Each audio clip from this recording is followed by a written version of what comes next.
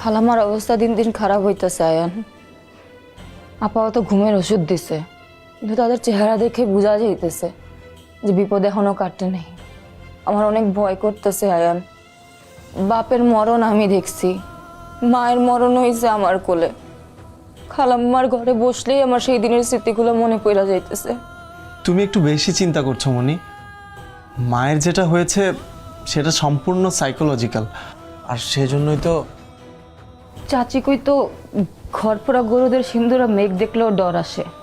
আমার হয়তো সেই দশাই হয়েছে, সেই জন্য হয়তো মনে এমন কু ডাকতেছে। আমি ইন্টারনেটে সব খোঁজ খবর নিয়েছি, ডাক্তার যা যা সাজেস্ট করেছেন কোথায় কি করতে হবে সব জানছি। খুব শীঘ্রই মায়ের চিকিৎসাটা কোথায় করাবো সেটাও ডিসিশন নিয়ে নিব।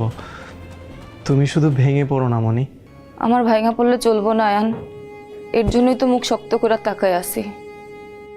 আমি জানি খালাম্মারে আমারই সুস্থ করে তুলতেইব। খালাম্মার জন্য যাই করতে হয় আমি করবো। যদি পাহাড় ডিঙ্গাইতে হয় ডিঙ্গামো, যদি নদী পার হইতে হয় আমি হইমো। অনেক অনেক বছর পর আমি একটা মানুষের কাছে মায়ের ছায়া পাইছি। বাপ মা মরা মানুষ আমি।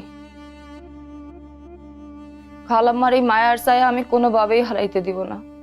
পারবো না, কও আমি পারবো না আয়ান? পারবে, তুমিই পারবে মনি, আমি জানি তুমি পারবে।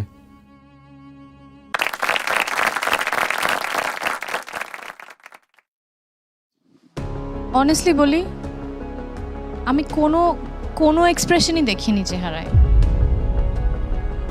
না দুঃখের না সুখের কষ্টের কিছুই দেখিনি। আমার শুধু মনে হয়েছে যে ডায়লগগুলো মুখস্থ করে একদিকে তাকিয়ে পড়া হয়েছে, বলা হয়েছে, মানে কিছুই কোনো এক্সপ্রেশনই দেখিনি। অ্যাকচুয়ালি ভুল ছিল আমার, কিন্তু সে হচ্ছে আমি একদিকে ডাকিয়ে ডায়লগ দিচ্ছিলাম, মানে একটা দিকেই। আর আমি যখন আমাকে ডিরেক্টর বলছিল যে এইটা এইভাবে এইখানে তাকিয়ে বলো, তখন আমি ওইখানেই করছিলাম। আমি যখন এক্সপ্রেশন মানে স্যার বলছিল এইখানে তাকায় করো, সো আমি ওইটা ট্রাই করছিলাম। হ্যাঁ, হয়নি আমার এক্সপ্রেশন। একই জায়গায় একই সুরে আটকানো একটা অশরীরী আত্মার মনে হয়েছে, যদি হাসলে বলতে চাই